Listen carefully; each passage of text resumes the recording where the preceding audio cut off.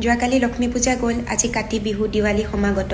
আৰু দিৱালী বুলি ক'লে আচলতে আমি যদি কাৰোবাক কিবা এটা উপহাৰ দিব পাৰোঁ, আমাৰ বিৰাট ভাল লাগে নহয়নে?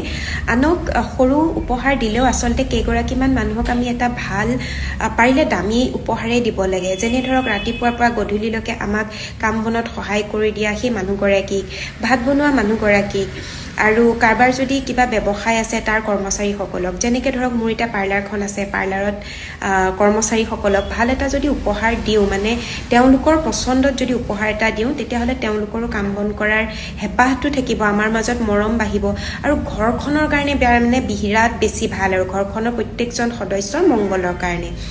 এতিয়া মোৰ যিহেতু বেলেগ মানে সহায়কাৰী নাই, সকলোবোৰ মই নিজেই কৰোঁ, গতিকে উপায় নাই। আৰু এতিয়া ঘৰখনৰ মংগলৰ কাৰণে মই মানে মোৰ নিজৰ পচন্দত উপহাৰখিনি মানে নিজক দিবই লাগিব, মানে একদম বাধ্য। মানে এতিয়া মোৰ দৰে কৰ্মচাৰী যোনে যোনে ৰাখিছে, তেওঁলোকে জল্দি গৈ মানে উপহাৰখিনি লৈ ল'ব, কাৰণ পিছত বিৰাট বেছি বজাৰত ভিৰ হয়, আৰু নিজৰ পচন্দমতে ল'ব নোৱাৰিলে ঘৰখনৰ কাৰণেই বেয়া দিয়কচোন, হয়নে নহয়?